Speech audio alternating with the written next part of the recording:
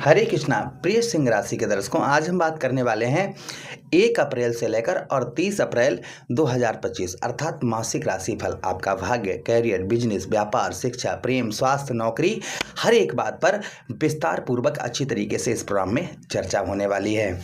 चलिए प्रोग्राम को प्रारंभ करते हैं और समझने का प्रयास करते हैं। सबसे पहले हम इस महीने किस तरीके से आपकी कुंडली में, गोचर कुंडली में ग्रह विद्यमान रहेंगे, इस बात की चर्चा करेंगे। तो देखिए, आपके लग्नेश कौन है, अर्थात आपके शरीर भाव, आपके देह भाव के स्वामी जो हैं वह सूर्यदेव भगवान हैं।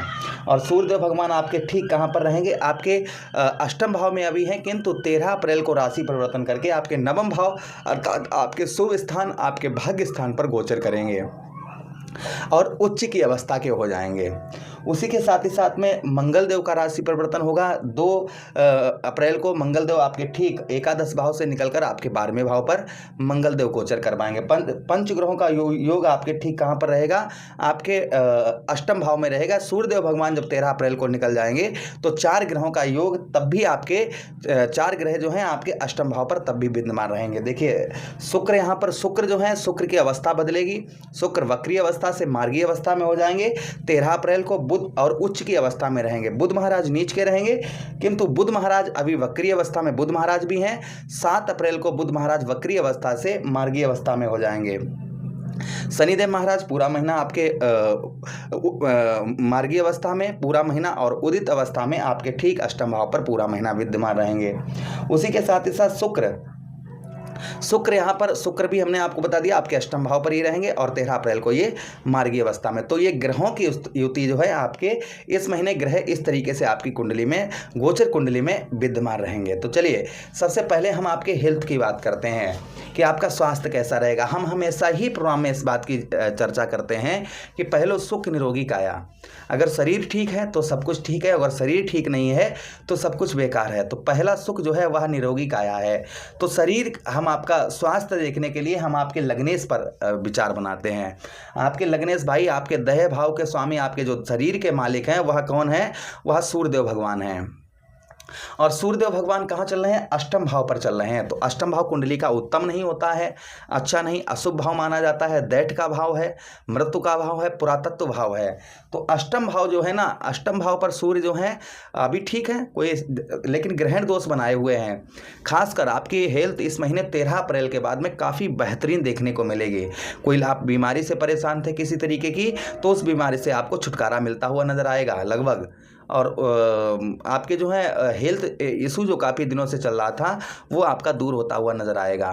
ये प्रभाव सबसे पहला आपको सूर्यदेव भगवान का देखने को मिलेगा जब सूर्यदेव भगवान उच्च की अवस्था में आपके नवम भाव अर्थात भाग्य स्थान पर आएंगे। तो आपको शारीरिक कष्ट परेशानी भी कम होती हुई नजर आएगी और साथ ही साथ में आपको मान सम्मान और यश की भी प्राप्ति इस महीने 13 अप्रैल के बाद में देखी जाएगी। मान सम्मान भी आपका बढ़ता हुआ नजर आएगा और यश भी आपका बढ़ता हुआ नजर आएगा।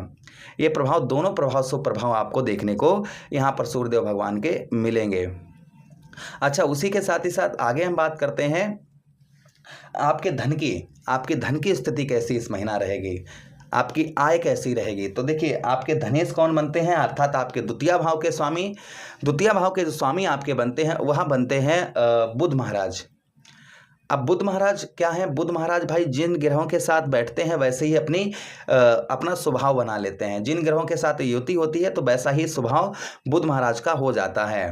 तो बुध महाराज आपके अष्टम भाव पर यहाँ पर नीच की अवस्था में है, किंतु अच्छी बात यह है कि बुध महाराज की उच्च की दृष्टि आपके धन भाव पर पड़ रही है, आपके द्वितीय भाव पर पड़ रही है। तो इस यहाँ पर केतु महाराज बैठे हुए, तो यहाँ पर धन की स्थिति काफ़ी अच्छी रहेगी। इस महीना आपका रुका हुआ पैसा, फंसा हुआ धन या अकस्मात धन का लाभ आपको इस महीने लगभग हो सकता है। ये प्रभाव कहीं ना कहीं देखने को मिलेगा। उसी के साथ ही साथ परिवार का सपोर्ट आपको कम प्राप्त होगा। परिवार से लोगों के साथ में संबंध जो है, परिवारजनों से लोगों के साथ में अपने संबंध स्ट्रांग बनाकर रखिए। अच्छे संबंध परिवार के लोगों के साथ में आप जो है बनाकर रखिएगा। संबंध जो परिवारजनों के साथ में, अपनी फैमिली के साथ में, अपने दादा दादी सबके साथ में, कुल मिलाकर परिवार के सभी सदस्यों के साथ में अपने संबंध जो हैं वह स्ट्रांग, अच्छे संबंध बनाकर रखिए। किसी से अभद्र भाषा में प्रयोग मत करिए इस महीने। किसी से अगर आप प्रॉमिस, वादे, वचन कर रहे हैं तो वह थोड़ा सा सोच समझ कर इस महीने करें, इस चीज़ का ध्यान रखें। अच्छा, उसी के साथ ही साथ आते हैं हम आपके प्रेम प्यार कैसा रहेगा, पढ़ाई लिखाई कैसी रहेगी आपकी, इस बात की चर्चा करते हैं। तो हम आते हैं आपके पंचम भाव पर। आपके पंचमेश कौन बनते हैं, आपके 5th हाउस के स्वामी, पंचम भाव के स्वामी बनते हैं देवगुरु बृहस्पति। अब देवगुरु बृहस्पति की स्थिति कैसी है, देवगुरु बृहस्पति आपके ठीक कहाँ पर, आपके 10म भाव, आपके व्यवसाय क्षेत्र में है, 10म भाव पर हैं आपके। तो कुल मिलाकर प्रेम प्यार आपका काफ़ी इन महीनों से अच्छा देखने को मिलेगा। प्रेम प्यार में लड़ाई झगड़े आपके दूर होते हुए नजर आएंगे। थोड़ी बहुत फाइट रहेगी आपकी, ऐसा नहीं कि फाइट ना रहे, थोड़ी बहुत उतार चढ़ाव रहेगा। एक व्यक्ति अपनी बात की हट लगाने के कारण थोड़ा बहुत आपका उतार चढ़ाव देखने को मिल सकता है। पढ़ाई लिखाई की हम बात करें, पढ़ाई लिखाई काफ़ी अच्छी रहेगी। संतान का भी सुख इस महीने आपको प्राप्त होता हुआ नजर आएगा। संतान से भी गुड न्यूज़ आपको प्राप्त होती हुई नजर आएगी इस महीने। ये भी प्रभाव कहीं ना कहीं लगभग आपको देखने को मिलेगा। अच्छा, नौकरी की बात करते हैं तो सूर्यदेव भगवान भाई शनिदेव महाराज आपके 6ठम भाव के स्वामी बनते हैं और 6ठम भाव ही हमारा नौकरी का स्थान है। तो नौकरी भाव के स्वामी आपके बनते हैं यहाँ पर भाई, और 8म भाव पर विराजमान है और नया नया इनका राशि परिवर्तन होगा।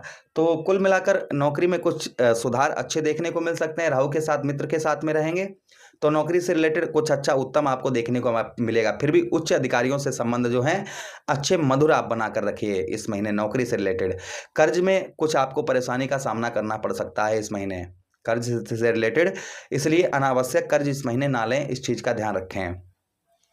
अच्छा, बात करते हैं दाम्पत्य वैवाहिक जीवन की। तो दाम्पत्य वैवाहिक जीवन आपका उत्तम अच्छा रहेगा। दाम्पत्य वैवाहिक जीवन में कुछ सफलता आपको प्राप्त होती हुई नजर आएगी।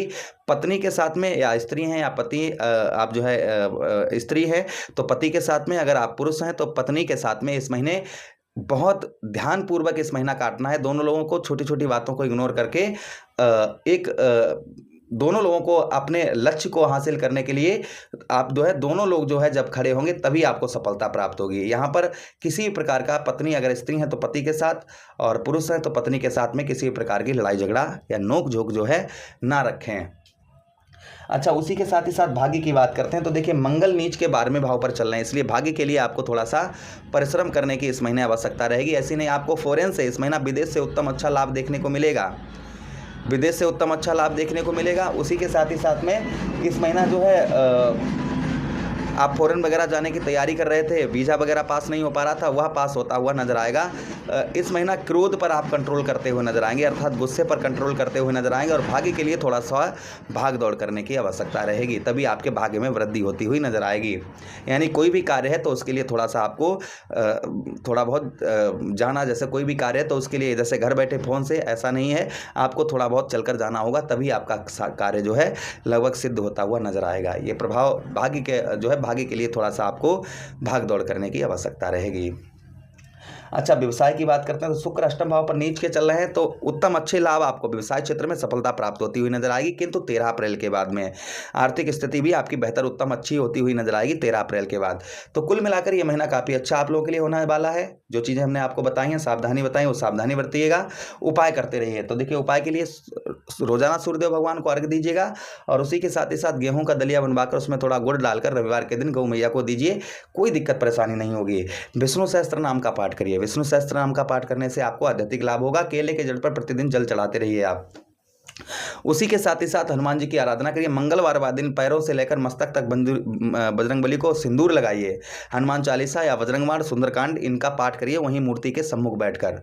और उसी के साथ ही साथ में बजरंगबली के पैरों से थोड़ा सा सिंदूर उठाकर अपने मस्तक पर लगाइए, तो आपको उत्तम अच्छे लाभ देखने को इस महीना मिलेंगे। आशा कर रहे हैं प्रोग्राम काफ़ी अच्छा लगा होगा। प्रभु से कामना करते हैं ये महीना पूरा उत्तम रहे, अच्छा रहे। इसी के साथ आप लोगों से विदा चाहते हैं। किसी अन्य प्रोग्राम में पुनः भेंट करेंगे। आदेश दीजिए। हरे कृष्णा।